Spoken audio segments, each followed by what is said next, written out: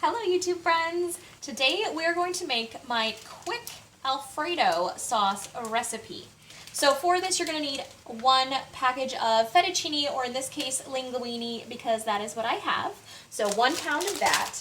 You're going to need half a stick of butter, or a 1/4 cup, 8 ounces of cream cheese, half a cup of milk, and this is the Target brand Parmesan cheese. You need 3/4 of a cup or 3 ounces, which is about half of this bag. So I just eyeball it for what is half of the bag.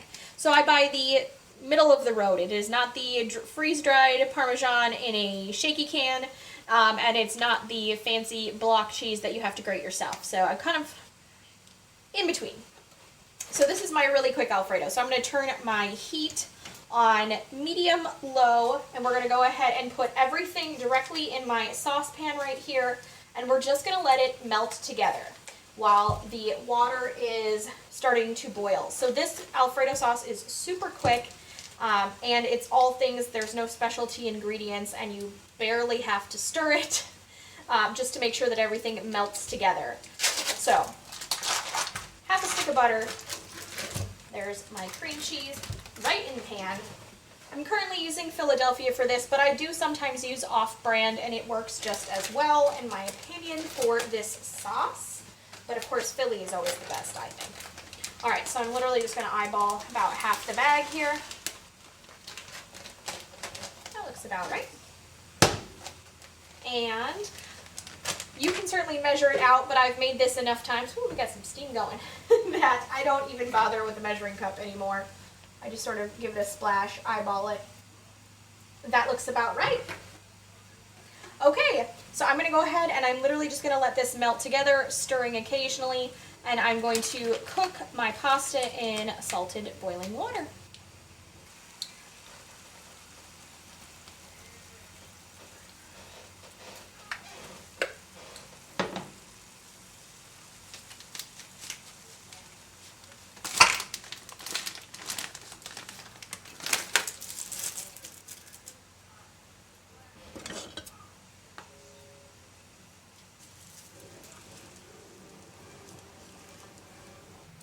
Here is what the sauce looks like at about halfway through.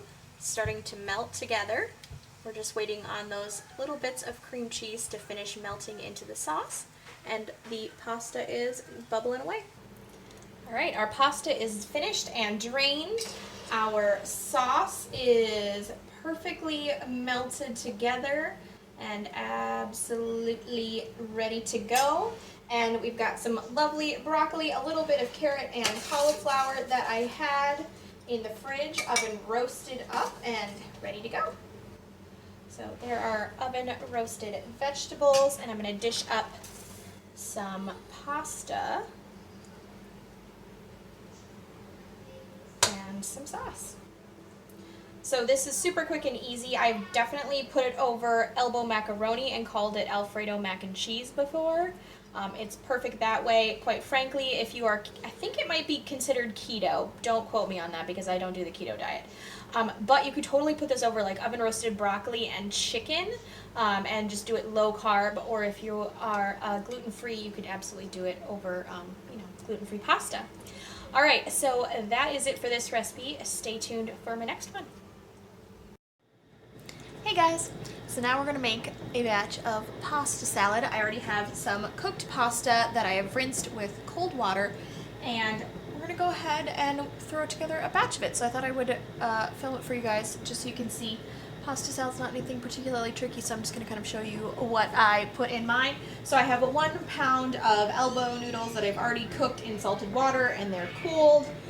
Don't mind screaming children if you can hear them in the background, and also my dishwasher's going, so this is just a great video. Okay, so I have 1 English cucumber that I have quartered and sliced up, and I had some orange bell pepper and some yellow bell pepper in my fridge, so I'm going to go ahead and toss all of those in. Sometimes I will put like salami or cooked chicken, and I've even put romaine lettuce in, but today I'm just going to keep it vegetarian because I think we're going to do grilled chicken on the grill, whatever I'm trying to say here. And so we're gonna serve it with meat on the side anyway. So I'm also gonna do 1 bag of Parmesan. This is the Good and Gather brand from Target. I'm gonna dump the whole bag, which is the equivalent of approximately 1.5 cups. And I'm also going to do some of the Olive Garden dressing. This is basically the secret to my pasta salad, is I absolutely love this dressing. I think it tastes so good. I highly recommend that you give it a good shake because a lot of the seasonings do go to the bottom. And then we're gonna go ahead and toss this together. All right, so we're gonna go ahead and pour that on. Honestly, I just eyeball it until it looks like it's probably pretty good, and then I add a little bit more because when you refrigerate it, the pasta tends to soak up the dressing. And so I don't want to put too much on, and I can always add more later, but that is what it looks like. A lot of times I will actually use red bell pepper because I feel like it's just kind of fun. And I've also done cherry tomatoes as well. So it's really just whatever veggies you like or whatever veggies you have in your fridge. But that is what it looks like. And it'll make a perfect side for dinner, and or this would actually make good meal prep if you are starting to go back to work. So there we are. Ta-da! All right. That is all. What do you guys put in your pasta salad? And do you like a cream-based dressing, or do you like more of like an Italian-style oil and vinegar sort of dressing? Let me know what you guys put in it down below, and I'll talk to you later. Bye, guys. Hello, YouTube friends. Today we are going to try and accomplish making some orange scones in the kitchen with children. Cross your fingers. We'll see how this goes. All right, so I already have 1/3 cup of sugar and the zest of 1 orange in my bowl here, and Carl and River are going to stir this up for me while I get to work on some of the other ingredients. Okay, so I have my printed out recipe here. If I can find it again online, I will link the recipe below if it turns out for you guys so you can try it yourselves. But yeah, here we go. So, like I said, 1/3 cup of sugar and the zest of 1 large orange. And we are going to add 2 cups of flour to a bowl here. Alright, so 2 cups of flour are going to go right in this bowl. 1 and 2. Smell good, Carl? Yeah. It's over here wafting the scent. Okay, so 2 cups of flour, 1 teaspoon of... Yeah, you want a lot of things. Okay, we need the scooper. Where's the spoons? Can I have the 1 teaspoon? Nope, I need the bigger one. Yep, we're going to do 1 teaspoon of baking powder. Oh, hold on, not that one yet. We got to do this one first, okay? So 1 teaspoon of baking powder. And then we need to do, oh, hold on, I need the little one. River, we need the little one. Here, do a scoop, ready? 1 scoop of this. We're gonna put it in this bowl, ready? Dump it in. There you go. Okay, there you are. Now you can have yours back. Oh, no. And then Carl, I'm gonna need the red one. And then we need a 1/2 teaspoon of salt. Okay. And we're going to give this a quick stir here in a second. All right, I need your fork for a minute, okay? We're going to give this one a little stir. And we're going to set that aside. Okay, you can have the fork back now. There you go. Okay. And then we're going to go ahead and mix up our liquid ingredients. We need 1 egg and 1/2 cup of sour cream in this bowl. So I've got some eggs over here. I was just guessing. You were just guessing? Really? Yeah. I knew it was kind of liquidy, so I pulled it out. I'm like, here you go. This is liquidy. So I guess this. Ooh, put that back. Put the eggs back in the fridge for me, will you, buddy? All right. So 1 egg. The magical fridge. The magical fridge. Hold on. Of course. Hold on. Whoa. Don't spill. Don't spill. And 1/2 cup of sour cream. It's a 3-ring circus in my kitchen today. Okay, so we have some sour cream left, and we're getting to the end of this. So hopefully this will just about use up the sour cream. Good job. Good job, River. Keep stirring. Make sure it looks nice and yummy. Yeah. Hold on, I need a scraper. It's like orange sugar. Okay, so we're going to scrape the rest of the sour cream out here. See if I can make a big mess. Yes, Carl, it's on. Okay. Hang on. So the kids are mixing the sour cream and the egg together for me, and this recipe calls for 1 stick or half a cup of frozen butter grated. So I'm actually going to use just a larger size microplane zester to grate the butter directly into our dry ingredients. And this is probably going to take a little bit. And then you're going to mix it in with your hands, the recipe says. So I'm going to go ahead and finish grating up this butter, and I will check back in a second. Alright guys, don't forget to preheat your oven to 400 degrees. 6, 7, 8, 9, 10, 11, 12, babies 13, 14. Yeah, you counting? Babies these days. We counted to 3 before we turned the camera back on. Yay, good job! Alright, so it says to mix the butter in, which I have grated, with your fingers until it resembles coarse meal, but I've used the grater, the microplane grater. Okay, River.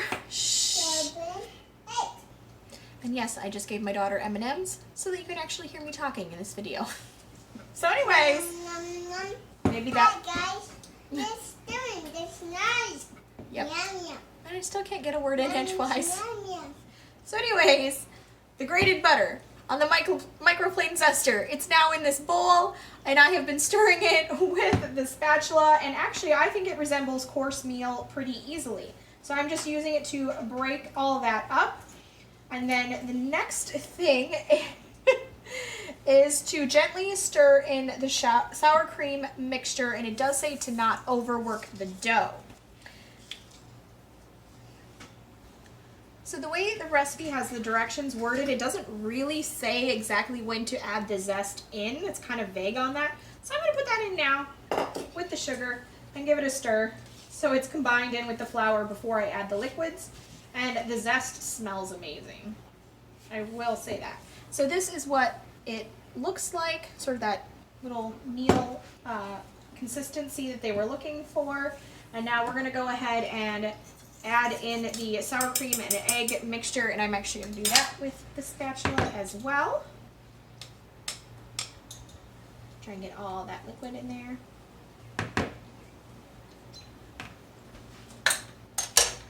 You guys are right next to my sink. Alright, and then we're just going to go ahead and stir this in, trying not to over mix it. And then we're going to roll it out into a circular shape and cut it into triangles. And this is supposed to yield 8 scones. And then there is a nice glaze using powdered sugar and orange juice when we take these out of the oven. So here is what it's looking like. So this is as far combined as I could get the dough with just a spatula. So I'm going to go ahead and use my hands to keep going and get the rest of this incorporated enough that I can roll it out.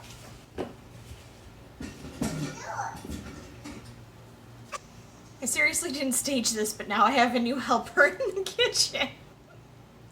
The kids vacated for other things, and now the cat's in here. This is Voldemort, if you are newer and have not met him before. He is our younger cat. He's a little bit of a Dickens, but we love him anyway. Okay, so I just turned my dough out onto a piece of parchment paper just to help contain the mess a bit. And it's coming together, but I do think it's a very dry dough, which I get that scones aren't supposed to be the wettest of dough anyway, but I'm almost a little concerned that this recipe maybe needs a little more moisture. I don't know, we'll roll it out and we'll see how it goes.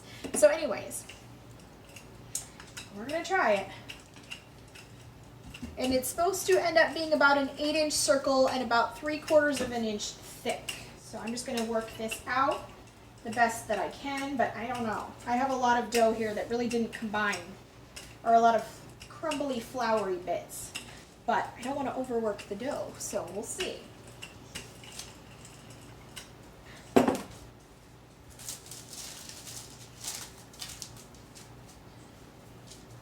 So are any of you guys accomplished scone makers? Is it something that you make on a regular basis? I can't say that I make scones very often, so we shall see. I used a piece of parchment paper or wax paper before I started, but it's actually making it a little harder to roll out. I almost feel like you could maybe add a little bit of milk to this recipe, but we'll see. All right, so here's my almost a circle. I'm gonna wash my hands and then we'll grab a knife. All right, we're gonna cut it and see how it goes.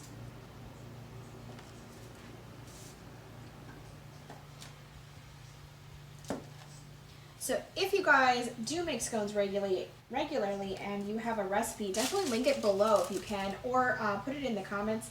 I would love to hear from you guys. If you have a scone recipe that's just amazing, or you found one on Pinterest, definitely share it with us. I would love to hear about it. All right, so there we go. I'm just gonna line them up on the baking sheet.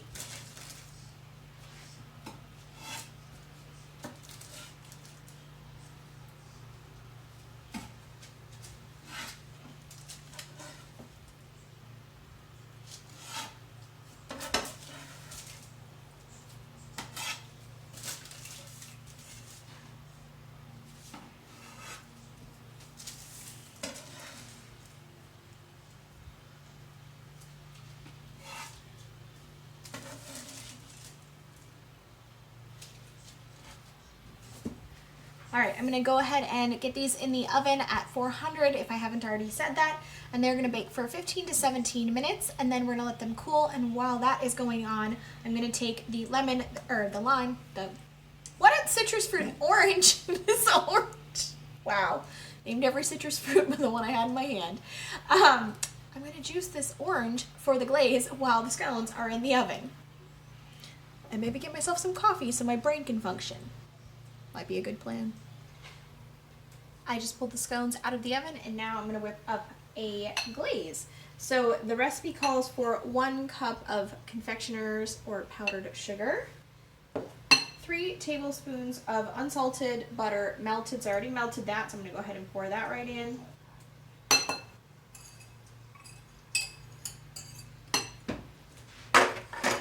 Half a teaspoon of vanilla extract. I buy the big bottle at Costco, love it.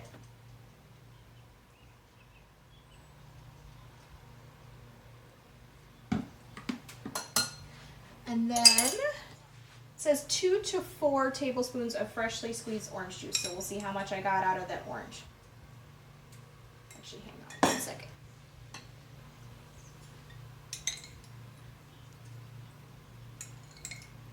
So 2 and almost 3, so that'll be perfect.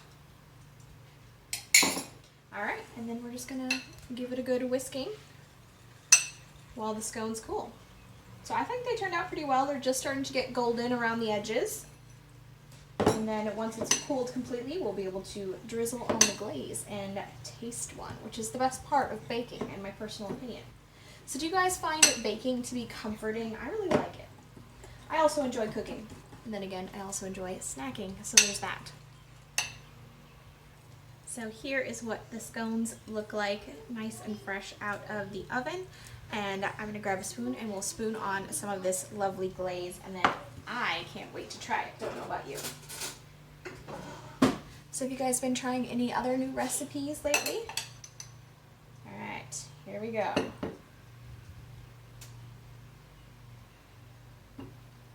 So I'm just gonna spoon that over. And that is what the finished product looks like. Pretty darn tasty to me. All right, let's try a bite. You ready?